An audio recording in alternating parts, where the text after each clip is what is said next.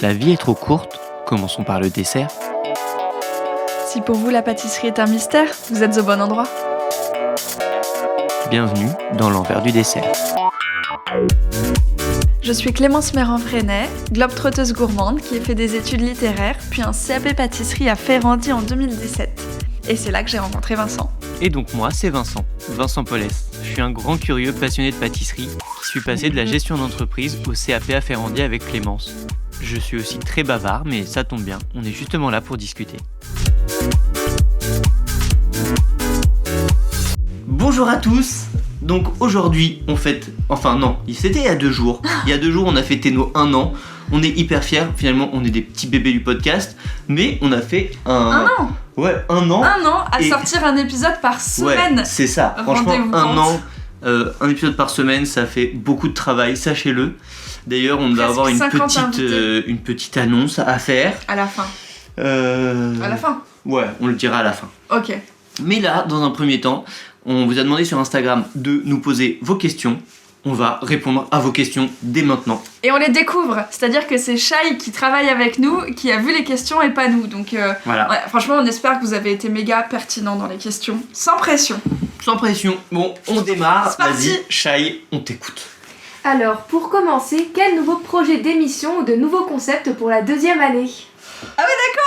Ok, ça commence dans le vif du sujet. Très bien. Alors, déjà, vous avez vu qu'on a un peu squatté cette jolie plateforme qui s'appelle Twitch. On y a pénétré avec nos gros sabots. On voulait faire des trucs de lourd, enfin des trucs hyper lourds. En vrai, les gars, on va être honnête avec vous. Twitch, c'est pas aussi simple qu'il y paraît. Ouais. Question technique, question matérielle. En fait, on essaye de faire des trucs de fou parce qu'on est comme ça, je crois. Parce qu'on aime bien. Du coup, on a envie de faire un peu comme la télé, mais sur internet, et du coup, avec plein de caméras, plein de micros, et nous nous heurtons à quelques limites. la réalité. Voilà, finalement. mais en vrai, pour en revenir au projet, mine de rien, on a quand même des projets qui, même si techniquement ce ne sera pas les plus spectaculaires, on a des projets assez cool. Ouais.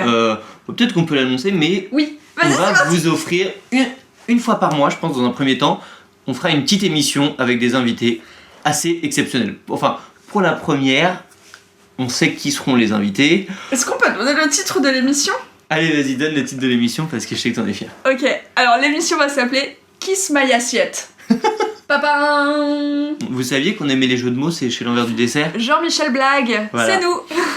Non mais en vrai ce sera un petit talk show autour d'un fil rouge, d'un sujet où on pourra vraiment échanger. Ce sera en fait une sorte de discussion élargie vu qu'il y aura plus d'invités, il y aura des petits jeux, des petites chroniques. Enfin franchement, on pense qu'on va faire les choses très bien. On est trop contents, on a vraiment hâte, mais Ouais. on voulait se dépatouiller sur Twitch, on voulait un peu comprendre comment ça fonctionnait, et on commence à comprendre. Franchement, les débuts, je pense qu'ils ont été challengeants.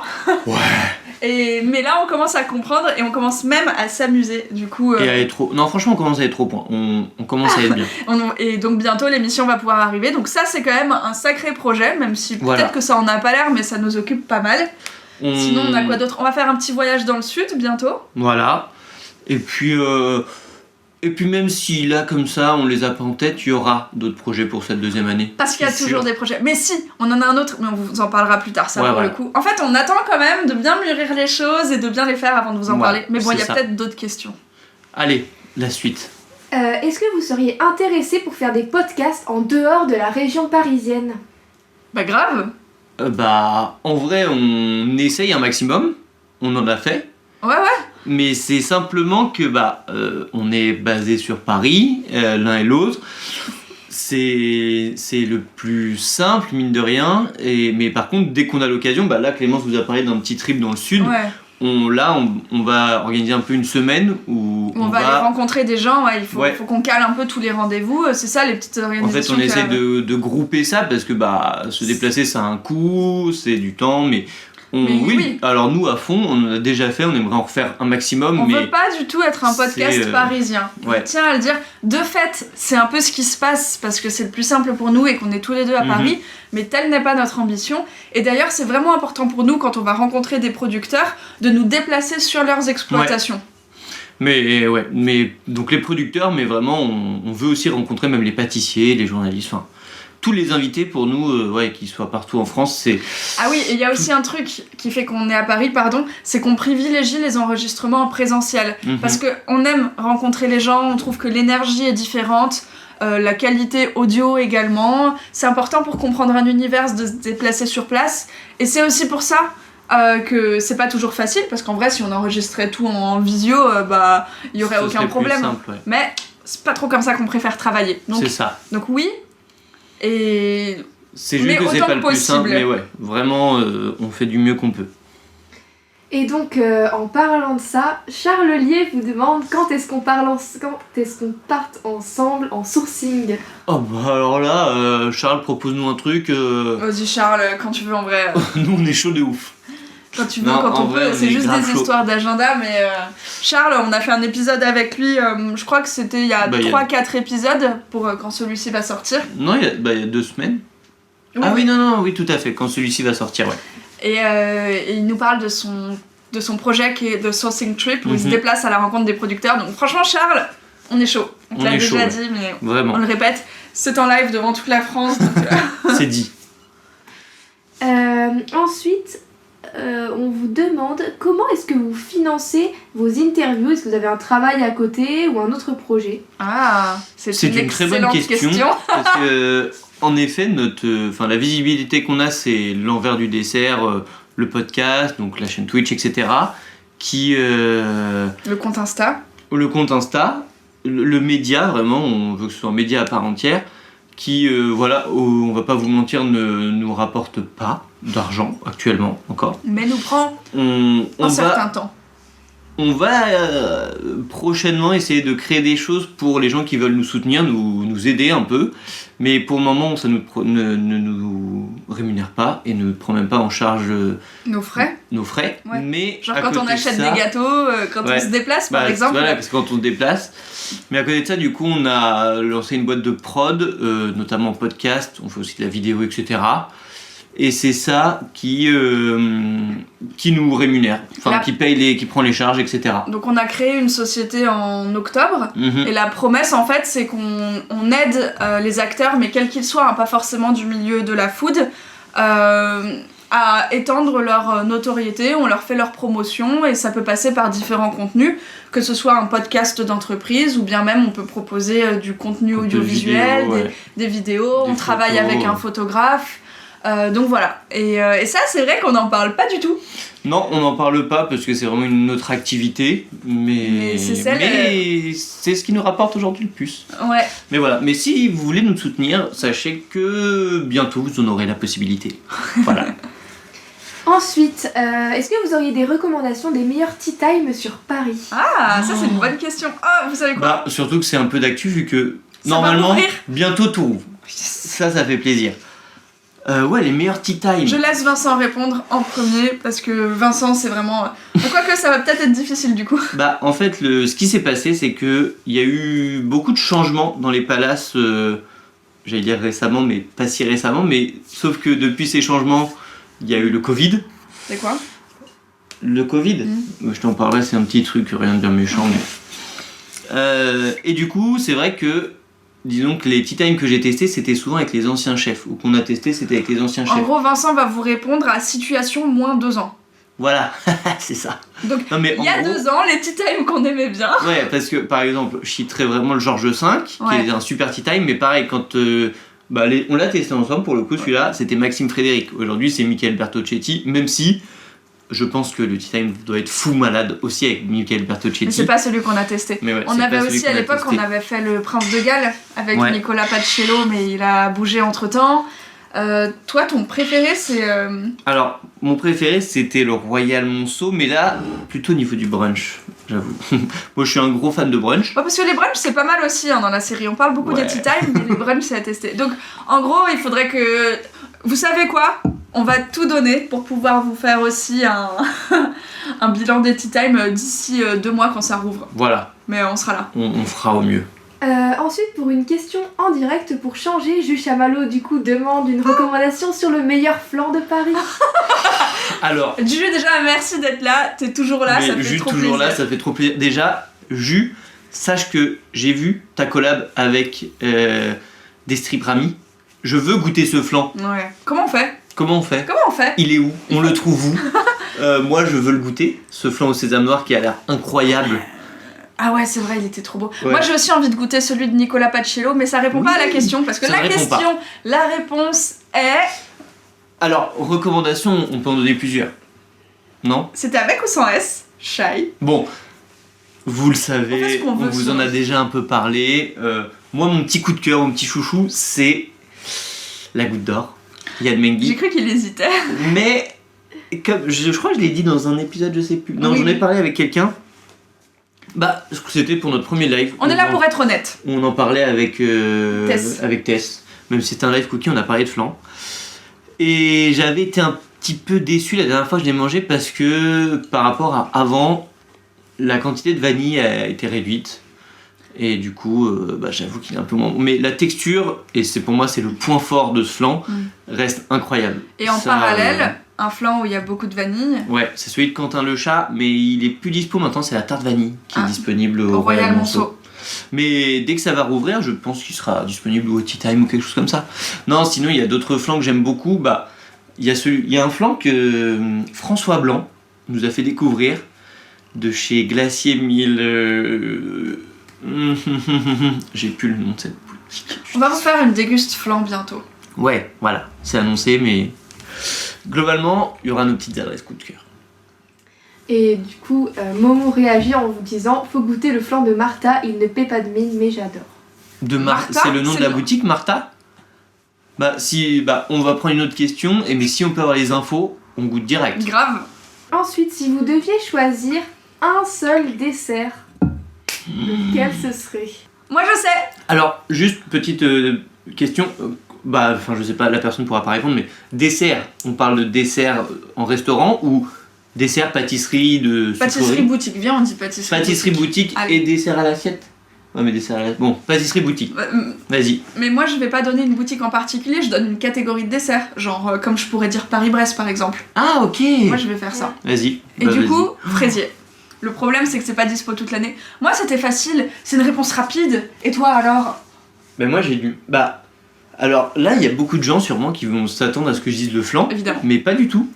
J'adore le flan, c'est une pâtisserie hyper simple que j'aime beaucoup, mais je pense pas que je puisse dire que c'est ma pâtisserie préférée. Vous voyez, c'est fascinant parce que même quand il doit répondre sur une pâtisserie qui n'est pas le flan, il arrive à parler de flan. Et ça, Non, en vrai, si je devais vraiment citer un gâteau, moi j'adore le Saint-Honoré, mais genre vraiment de fou. j'ai un truc, je t'en ai pas parlé, je vais en parler en direct. Oh, vas-y. J'ai goûté le Paris-Brest de chez Boris Lumet. J'aime beaucoup Boris Lumé. Il est incroyable. Ah ouais? Incroyable. Ok, voilà, on va. Donc, fraisier et goûter ça. Paris-Brest. Disons que quand c'est pas la saison des fraises, moi je dirais Paris-Brest. Mais ce serait bien aussi qu'on donne un gâteau en particulier, non? Parce que je pense que c'est ce qu'ils attendaient dans cette question. Je suis pas sûre, hein, alors là. Si, allez, mouillons-nous. Moi, ça me dérange pas. Mais il faut que je réfléchisse parce que des gâteaux. Alors moi, il y a un Vas-y. gâteau qui m'a marqué, mais très très très très fort. C'est la Vénus de Pierre Hermé. Pour ceux qui voient pas, c'est poire coin rose. Non, pomme coin rose. Et c'est c'est un petit cercle avec vraiment des sortes de pétales de pommes. Enfin, c'est très beau et c'est très très très très bon. Ça, moi, cette pâtisserie-là m'avait marqué. Moi j'ai un truc. Mais alors, en retenir qu'un, c'est si dur. Moi je parlerais de la tarte chocolat sarrasin de Nicolas Paciello. Que j'ai goûté il y a 3 ans lors du Tea Time au Prince de Galles avec toute la classe de CAP. Et je pense que c'est la tarte que j'ai le plus faite. Enfin, la recette qu'il a donnée, je la trouve simple, très accessible et très faisable. Et dès que je peux. Enfin, franchement, cette association, elle marche trop bien. Oui, c'est vrai. C'est simple et ça me rend heureuse. Voilà, finalement, c'est la définition d'un bon gâteau, je pense. Alors, ensuite, pour une prochaine question, pour plus se rapprocher du podcast, quelle a été votre rencontre la plus insolite? Racontez-nous. Oh, moi je Plus sais. insolite, vas-y. Patrick Roger. Ah ouais. Patrick ouais, Roger, ok. désolé. Patrick Roger, il est hors catégorie. Déjà, cette Alors, personne est hors catégorie. sur le papier, c'est pas insolite. On pourrait se dire que Patrick Roger, voilà, ça paraît un peu un incontournable, mais alors, le personnage, est génialissime. C'est-à-dire qu'on a parlé beaucoup plus de moto et de Grand Prix de vitesse que de chocolat. Et surtout, en fait, c'est un homme d'une transparence Ah ouais. et d'une générosité incroyable. Il y a pas de filtre. Ah ouais. Il n'a pas de filtre, il a envie de te dire combien il paye aux URSAF, il va te dire combien il paye aux URSAF. Il a envie de te dire, regarde l'anus en chocolat que j'ai fait juste derrière. Il le dit, pas de problème, c'est enregistré, mais il n'y a aucun problème. Enfin, Ouais, c'est ça. Non mais... Ouais, Patrick Roger, c'était incroyable. T'en as un autre peut-être? Moi c'est insolite pour le personnage, et puis pour le fait que impossible à cadrer pour un podcast, Ouais. et en même temps c'est ça Mais qu'on c'est cherche si à génial. retranscrire. En fait, ce qui est fou, c'est qu'on se dit, on pourrait faire 10 épisodes avec Patrick Roger, On parlerait les jamais 10 de la même seraient chose. tous différents, et En fait, je pense tous très très bien. Faudrait qu'on y retourne. Ouais, faudrait qu'on y retourne. Vas-y, toi t'aurais une autre idée? Bah, insolite, je réfléchis 5 minutes, mais 5 minutes. non, 5 minutes c'est long, hein, 5 minutes c'est finalement. beaucoup hein, quand tu penses. Non, insolite, notre rencontre la plus insolite dans nos invités. Je sais pas, j'ai du mal là. En fait, c'est vraiment le mot insolite. Parce qu'il y en a qui m'ont marqué, etc. Mais dans la catégorie insolite, je mettrais Patrick Roger juste. Jacques Génin c'était pas mal non plus. Ouais. Au milieu du labo, comme ça. Charlie la chocolaterie. Non, ouais, Patrick Roger. Ok, ensuite une question qui provient donc du live. Ok. Et je trouve cette initiative, enfin moi perso ça me branche grave. Quelqu'un qui nous dit: prévoyez-vous un jour faire un petit tour des super gâteaux à disons moins de 3-4 euros. J'aime beaucoup les bonnes pâtisseries mais les prix vont de plus en plus vers le 7 Mais- euros l'unité. C'est une Ça- géniale idée. Ouais, grave. D'accord, C'est une très Ouais. très bonne idée. Eh, Shai, t'es chargé du repérage. Qui a... Avec plaisir. Mais Avec oui, très, trop très bien, grand mais oui. plaisir. Non, grave. ouais, c'est une très très bonne idée. Et c'était un truc... on va dire qu'on y revient toujours au flanc, mais là c'est le premier exemple qui m'en revient. Mais C'est une réflexion que je me suis faite et il y a pas longtemps. Non mais... Ouais, c'est ma vie en fait. Mais alors, on peut le croire, mais je ne mange pas que du flan, vraiment, loin de là, même si j'adore ça. Mais c'est vrai que c'est une réflexion que je m'étais faite, c'est qu'en effet, les prix ont monté, et il y a plein de... Il y a quand même des bonnes pâtisseries qui sont peut-être moins bling-bling, etc., mais qui sont très bonnes. Mais par contre, moins de 3 euros pour une pâtisserie, Ouais. un gâteau qui soit pas par exemple un gâteau de voyage, une madeleine ou un Qui macaron, soit mais une pas, vraie ouais, un pâtisserie. éclair... À Paris, j'ai du mal à l'imaginer là. Moins de 3 euros, Moins de 3 euros, peut-être c'est chaud. on peut être dans la catégorie moins de 4-5 euros, moins de ça, ouais. En plus pâtisserie c'est pas viennoiserie quoi. Ouais, Gâteau de et c'est voyage. pas un cookie, tu vois. Non, mais, On va mais faire ça, je vraie vois, pâtisserie je vois plutôt très bien qu'à- la question et c'est vrai. En vrai, c'est une excellente idée. Ouais. Moi, je suis chaude. Shai, elle est motivée. Comment... Ah oui celle-là elle est pas mal du tout ouais. Comment choisissez-vous les personnes interviewées? Oui. Ça, c'est vrai que c'est une très bonne question. Et il n'y a pas un process standard. Je Ouais, dirais grave. qu'il y a un peu deux façons de faire. Ou alors, la première, c'est... Il y en a 3, je pense. Je vois lesquels tu parles. Ok, je pense qu'il y en bah, a 3. Je vais en compléterai. évoquer 2 et Clémence complétera. Il y a le premier, c'est on a un sujet qu'on aimerait évoquer et on réfléchit un peu à un pâtissier qui pourrait bien coller à ça.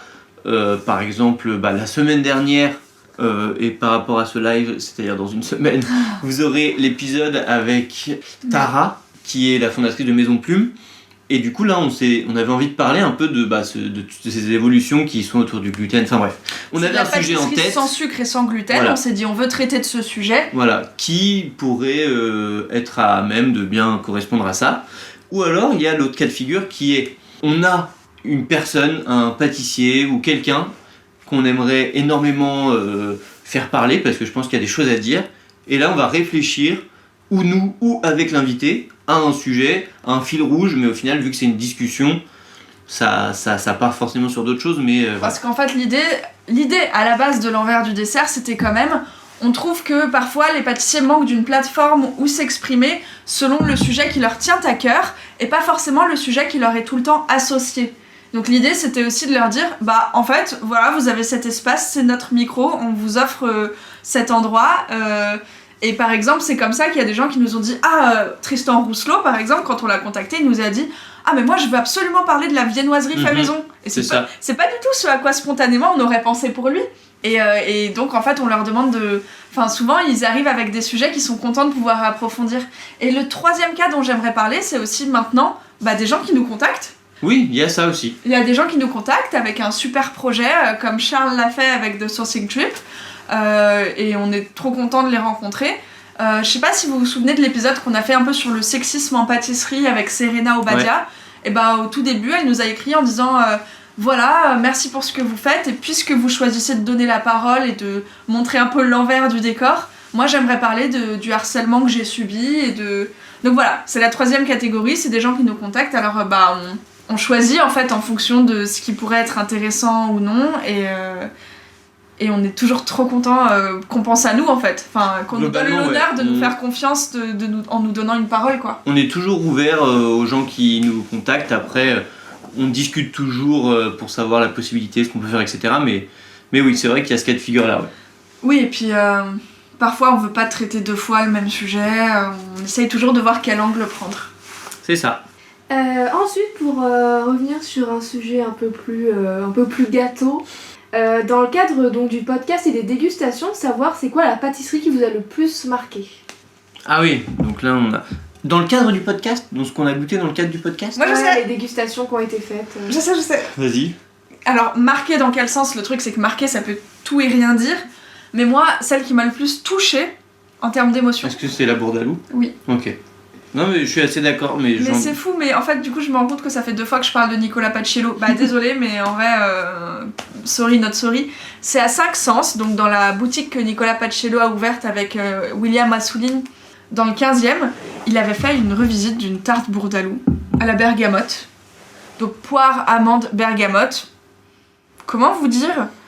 C'est si simple et c'est parfaitement maîtrisé, évidemment. Quand c'est simple, ça ne l'est pas. Quand ça a l'air simple, ça ne l'est pas forcément. Et ça m'a touchée, vraiment, ça m'a rappelé des saveurs. Je me suis dit waouh, alors que elle était belle, tu vois, mais elle paye pas tant de mine. Enfin, c'est pas le gâteau où tu te dis waouh. Le visuel faisait un peu rustique modernisé, ça faisait vraiment bourdalou presque à l'ancienne, mais modernisé comme Nicolas Paciello sait le faire. Mais le goût, c'était... Il y avait un truc... C'était très très bon, je suis d'accord. Mais dans le cadre de nos dégustations, je sais pas si on pourrait... Mais c'était après l'enregistrement avec Claire Damon. On a mangé c'est pas la tarte aux fraises, c'était l'autre, la petite Charlotte. J'adore la fraise. J'adore la fraise. J'adore Claire Damon. Ouais, Claire Damon, c'est incroyable. Ah mais c'est ça en fait ma pâtisserie. Mais je suis complètement... Je retire la tarte chocolat sarrasin. Ouais, quelqu'un qui s'est abonné, merci. La pâtisserie qui m'a le plus touchée dans ma vie en fait, c'est la tarte fraise fleur d'oranger de Claire Damon. Oui, c'est vrai. J'étais étonnée que tu ne dis pas ça. Que tu ne dises pas ça. Je vais le dire, j'ai juste pas pensé. Ma tête est une passoire. Ensuite, prochaine question serait de savoir qui serait votre invité de rêve. Ah, c'est dur. En vrai, moi, j'avoue que quand on a commencé, j'avais un pâtissier qui était presque un objectif. Je me suis dit, lui, il faut qu'on parle. C'est François Dobinet. On a discuté, mais tellement pas déçu. Cette personne est hyper inspirante. Enfin bref, personne incroyable. Maintenant, un autre invité de rêve. Il y en a un avec qui on est en contact et qu'on va avoir bientôt. On a un accord de principe et on a vraiment hâte d'enregistrer. Ouais, c'est vrai que ça va être incroyable. C'est Angelo Musa. Moi, il y en a un autre, mais c'est juste que je me dis que cette personne peut être tellement intéressante. C'est Guillaume Mabillot. Ah oui. Ah oui. Alors Guillaume, si tu nous vois, tu peux nous répondre. Voilà. On est chaud. On est chaud de ouf. Moi, Guillaume Mabillot, je me dis, mais cette personne doit... Si vous connaissez des gens qui connaissent Guillaume, dites-nous, franchement, on en rêve parce que si intelligent, si fort. Il a développé toute une société d'impression de matériel 3D, il fait les vestes brodées, il est trop malin. En fait, vraiment, je trouve que c'est un vrai visionnaire de la pâtisserie, même dans le visuel, dans ses goûts. Franchement, ce serait j'adorerais. Et moi aussi, quand on a débuté, j'avais un objectif, un pâtissier que je voulais absolument rencontrer, c'était Nicolas Bernardet. Et on l'a fait. Et pas déçu du tout, du tout non plus. Ah oui, cette question, elle est pas mal. Ce serait de savoir, ça va, franchement, il n'y a pas de question piège. De savoir comment vous avez eu l'idée du nom de Dédé, donc l'envers du dessert. Alors, je crois qu'avec Clémence, on aime les jeux de mots. Je sais pas, vous avez peut-être remarqué. En fait, on va donner les coulisses, mais On a donc discuté de faire ce podcast. On s'est dit, bah vas-y, viens, on se pose un moment, on réfléchit à la forme que ça peut prendre, etc. etc. On a commencé à un peu brainstormer sur les noms. On a écrit plein de noms qui nous passaient par la tête. Il y a un moment où je crois que Clémence a dit l'envers du dessert. Et là, en fait, on a arrêté. On s'est dit, c'est celui-là. Voilà, franchement, c'était notre première réunion de travail du podcast. Ouais. Moi, pour moi, c'est essentiel en fait d'avoir un nom pour réussir à travailler sur quelque chose. C'est pour ça que pour l'émission Twitch, on a Kiss My Assiette depuis le début en fait. Et j'arrive pas à travailler si j'ai pas le nom. L'envers du dessert, ouais. En fait, quand on l'a trouvé, on a su tout de suite. Ça représentait mine de rien pas mal. Puis même, il y avait ce petit jeu de mots avec l'envers du décor évidemment, mais ça représentait un énorme jeu de mots. Oui, un énorme jeu de mots. Ça représentait pas mal ce qu'on voulait. Et je sais pas, et puis on aimait bien, ça nous faisait sourire. Ouais. En fait, vraiment, il a suffi qu'il a été évoqué, et on a arrêté, on s'est dit, ok, c'est lui. J'ai dit l'envers du dessert un peu comme si c'était une blague au début, genre. Après, j'ai vu la réaction de Vincent, on a répété l'envers du dessert, ensuite on s'est dit EDD. EDD, ouais, grave. Voilà. Voilà, c'est comme ça qu'on a trouvé. Ensuite, une autre question, donc pour ceux qui savent, vous avez passé un CAP pâtisserie à Ferrandi. Ouais. Et du coup, il y a quelqu'un qui vous demande si vous pensez un jour travailler en fait donc en opération en pâtisserie avec ce CAP ou c'est mort. En prod. Alors, moi, on va peut-être donner nos réponses individuelles. Moi, pour ma part, j'ai passé on a eu notre CAP en 2018. Oui. Ouais. C'était notre année, notre promo, c'était 2017-2018. Il y a 3 ans. Ça nous rajeunit pas, hein. Non, ça nous rajeunit pas, c'est sûr. Et moi, en fait, si vous voulez avant même d'avoir passé l'examen final du CAP, j'avais déjà pris la décision que la production, c'était pas pour moi, parce que je crois que je suis nul en fait en production. Non. Si, en production, si. Moi, j'aime faire des gâteaux. Non, t'es pas nul, tu pourrais y arriver, mais t'es malheureux. Ouais, mais même, je sais pas. Ne te dévalorise pas. Bon, ok, c'est pas pour moi. Non, mais et du coup, j'avais déjà pris la décision que la pâtisserie, j'adore toujours autant, mais en fait, je m'épanouis en faisant des gâteaux dans ma cuisine, chez moi. Je m'éclate sans contrainte de coût, sans contrainte de temps, sans contrainte de ceci, de cela. Et dans la pâtisserie pro, t'as tout un tas de contraintes qui font que ça m'épanouit moins. Donc moi, en fait, avant même de lancer EDD, j'avais déjà pris la décision de plus travailler dans un labo professionnellement, quoi. Voilà. Alors moi, c'est moins linéaire que Vince. Moi, je suis plus... je navigue dans la vie au gré de ce qui se présente à moi. Et après le CAP, je suis partie en voyage en tour du monde et j'ai été breakfast chef. Du coup, j'ai fait des petits déjeuners et notamment des pâtisseries en Nouvelle-Zélande pendant 10 mois. Et après, je suis rentrée, c'était le Covid, donc la question s'est pas posée. Mais à dire vrai, s'il y avait pas eu le Covid, j'aurais probablement été travailler à Lille chez Florent Laden, et là c'est des cuisines tournantes, des postes tournants. Donc j'aurais été tantôt pâtissière, tantôt aux entrées, tantôt en cuisine au cuisson. J'aurais pu, et puis la vie a fait autre chose, et puis après l'envers du dessert, et puis après on s'est dit vas-y chaud, on y va à fond.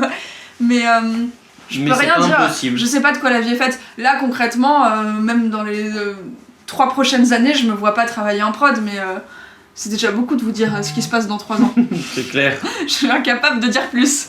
Alors ensuite, ce serait de savoir, vous deux, c'est quoi votre plaisir coupable, le truc que vous aimez vraiment en termes de sucré, mais que vous assumez pas. Mais qu'on n'assume pas. Déjà pas forcément sucré. Ok.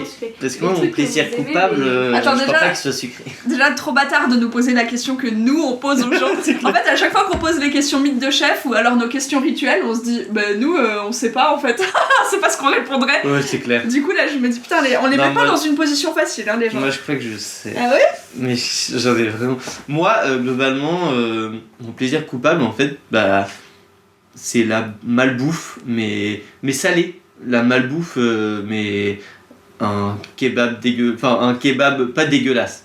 Je veux dire gras, un kebab, un truc même de fast-food, mais c'est des trucs qui des fois me réconfortent, mais même si c'est gustativement, objectivement, même si pour le kebab, il y a des très bons kebabs que j'adore. Mais moi, c'est la malbouffe, la junk food comme on dit. Putain, moi, c'est plutôt les trucs industriels, genre... Et les chocobons. Voilà, j'allais dire les Kinder, moi les Kinder Bueno ou les chocos fraîches. c'est les Kinder en forme d'hippopotame là qu'on trouve au rayon frais, ou alors des granolas. J'adore les granolas, genre dès que je fais un voyage en voiture, il faut absolument que j'ai des granolas. Et sinon, un truc que j'ai pas mangé depuis longtemps, mais qui... Genre, franchement, j'en achète plus, mais si tu m'en mets, je suis obligée de défoncer la boîte, c'est les piques et crocs, vous voyez ? Genre les trucs de Kiri avec un petit bâtonnet. Ouais, on avait... Voilà. Ah putain, c'est mon enfance. Des petits trucs industriels, quoi. Ouais. Non, ouais, moi, c'est les chocobons et la bouffe sale.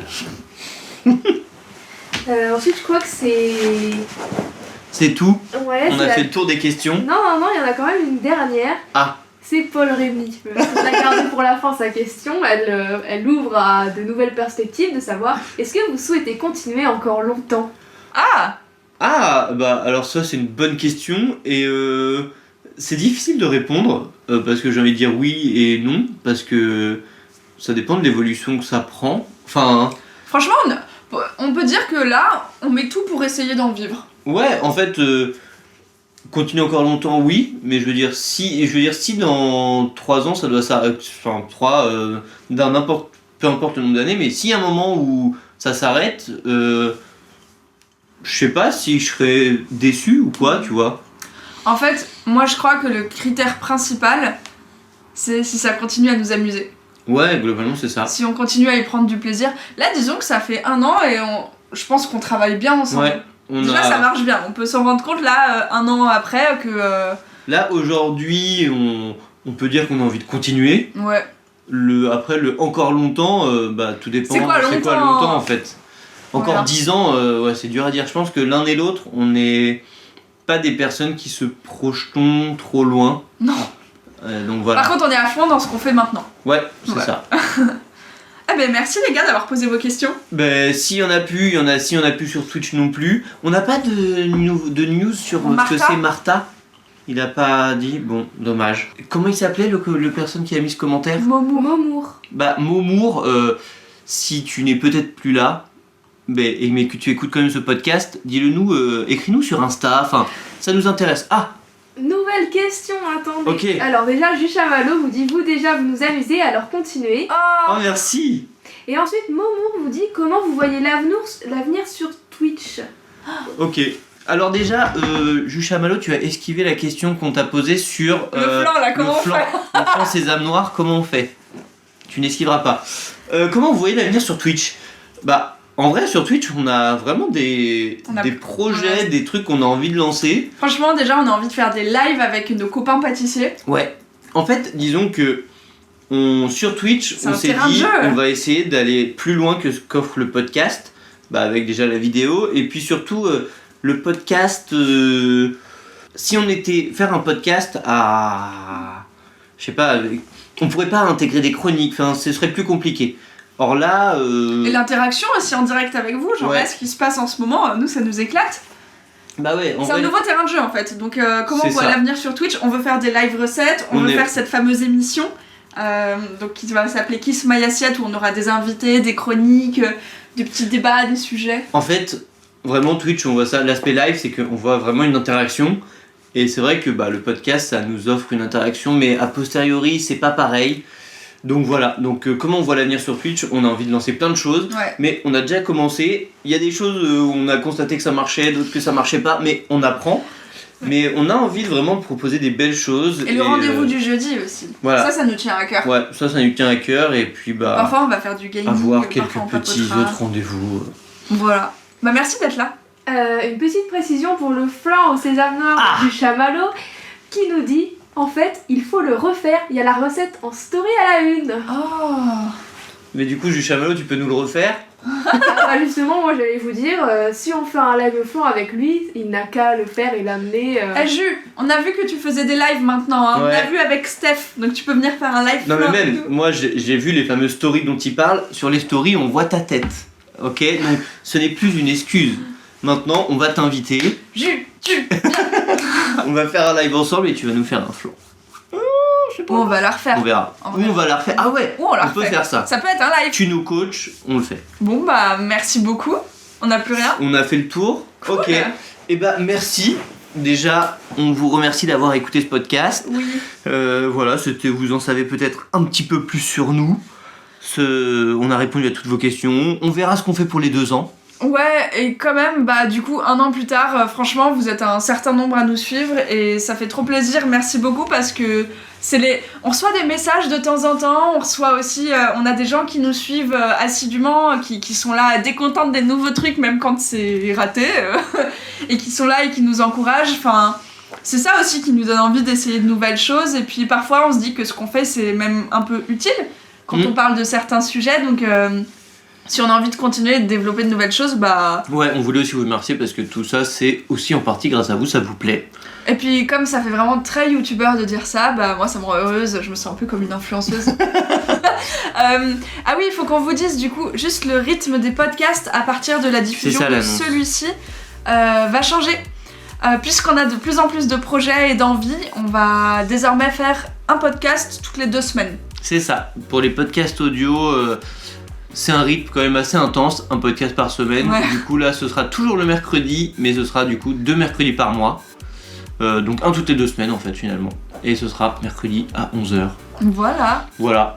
Et pour le reste, vous inquiétez pas, vous verrez quand même de tête, vous nous entendrez, ce sera sur Twitch, sur les réseaux, sur notre site. On continuera d'être actifs, mais c'est juste qu'on a envie vraiment de se focaliser sur d'autres types de contenus sans non plus dégrader la qualité des podcasts. Voilà, c'est ça, on adore ce qu'on fait. C'est juste que ça prend du temps parfois de contacter les invités, d'enregistrer, de tout préparer. Et voilà, en fait, on a envie de faire plein de trucs.